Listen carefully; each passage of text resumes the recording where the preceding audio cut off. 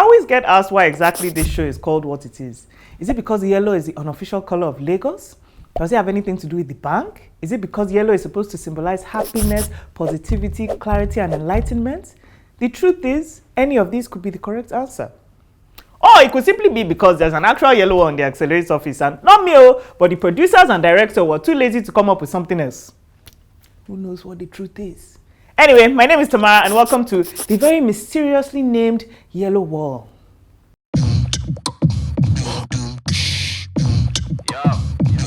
Make I tell you the matter. Still an agent butter with this pure water, but no be me go judge.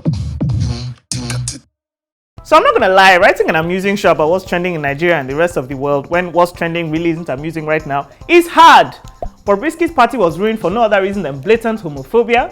Nigerians are being slaughtered in the streets of South Africa, and the Amazon is burning anyhow, which means even oxygen will soon finish. Or something like that. The situation in South Africa got so bad that Nigerians decided to boycott South African companies. Unfortunately though, while planning the boycott, they forgot to Google what boycott actually meant and just went on a full-blown riot, hurting far more Nigerian businesses than South African ones. You see, none of it is amusing. I must admit though, not all the news is bad. At least nice things are happening in the music world. Davido gave an apparently pregnant Chioma the ultimate assurance and proposed. Adele officially filed for divorce, which means we're going to get a fire album soon. And Nicki Minaj retired, which I take to mean Cardi won. Plus, Queen Bee will be returning to our screens again soon. So at least, if we survive Nigeria, we have something to look forward to. Now see, Nigeria has always stressed me out. Living here, learning here, being a woman here, trying to create a career here, it's all hard. But I've always had this list of things I used to use to console myself. When you think of Nigeria, you think of many issues. Corruption, Boko Haram, kidnapping, eating far too much rice. The list goes on and on. So years ago, I made up a short list in my head of bad things that seemed to mainly be foreign issues. And whenever I was sad about Nigeria, or one of my friends in the overs asked, "How are you even alive?" I would think it's bad, but at least we don't have, so. But yesterday, I thought of my list and it's like all these things, we have it here now. So on that wonderfully depressing note, that brings me to today's topic. Things I didn't think Nigerians would have to deal with that we are sort of dealing with now. Thing 1, serial killers. I know there's a lot of murder in Nigeria. People kill people all the damn time here. But usually, it's for a reason. Wife beaters, the person annoyed you, the person owed you money, Yahoo boys, politics, cultism, just a reason. But I always thought systematically killing multiple people using a similar routine every time and leaving creepy clues for cops to find was mainly, a white thing. But whoops, apparently we've imported that one too because it turns out there's a serial killer in Port Harcourt. Someone is getting alleged prostitutes into cheap hotels, drugging them, binding their hands and feet, and strangling them to death with a white handkerchief or scarf. We have our very own Jack the Ripper. It literally sounds like something out of a TV show, right? But the key difference between this and those TV shows is that instead of the police to be all over it, with their little notebooks looking deep into the horizon as they think of the case, Nigerian police, their response was short and sweet. If you don't want to be murdered, don't be a prostitute. Very good. Even better is the media coverage of these murders, which is either non-existent or giving very sparse information. One website listed the number of deaths as between 3 and 10. Who does that one now help? Anyway, moving on. Thing 2, natural disasters. When I think of natural disasters, I think of the big ones. Tsunamis, earthquakes, tornadoes. And in Nigeria's defense, we don't have all that. But what we do have is floods. And apparently, they are getting worse. Last year alone, flash floods affected almost 2 million people in 12 states only and left more than 500,000 displaced from their homes. And this one that the Amazon is burning up, the ozone layer is falling down, and global warming is f***ing with us, so who knows how much worse it will get. We also have bushfires, landslides, oil spills, and they're awful too. But I must admit, we handle them well enough. But I can't imagine us dealing with a tornado. Any town it hits, it will be to gingerly put up remembrance landmark for all the lives lost and accept that town was good and gone. Thing 3, drug abuse. Okay, before you all abuse me, I know Nigerians do drugs and have been doing drugs. Of course I know. I live in Lagos, I've been to Abuja. We love the drugs.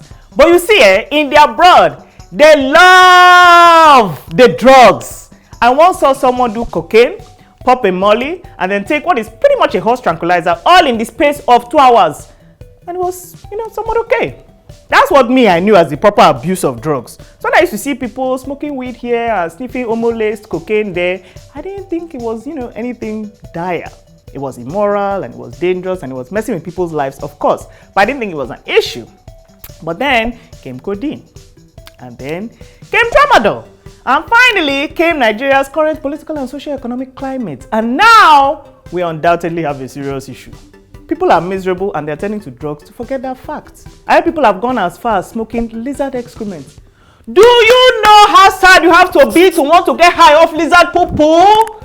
I have to admit, I'm somewhat impressed with the way Nigerians are handling it. There's rehab clinics, the authorities are actually trying to seize drugs and making arrests. Heck, even a weed dealer I happen to know, for a reason that has nothing to do with drugs, admitted he was impressed with the National Drug Law Enforcement Agency. So, well done. Thing 4, dictatorship.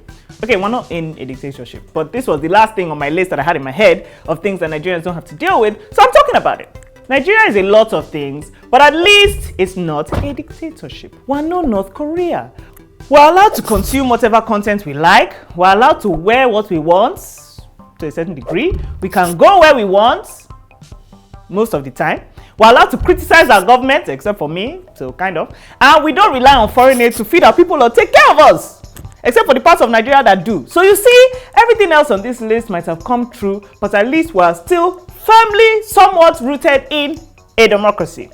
I like to end episodes of this show with some kind of inspirational quote or happy thoughts. And I know this episode was particularly down and a bit sad, so I'll leave you with these motivational words. Whenever Nigeria is getting you down, whenever you're sick and tired of the corruption, the danger, the unnecessary red tape, all of it, I want you to take a deep breath, close your eyes, and say to yourself, he's not North Korea. And that brings us to the end of the episode.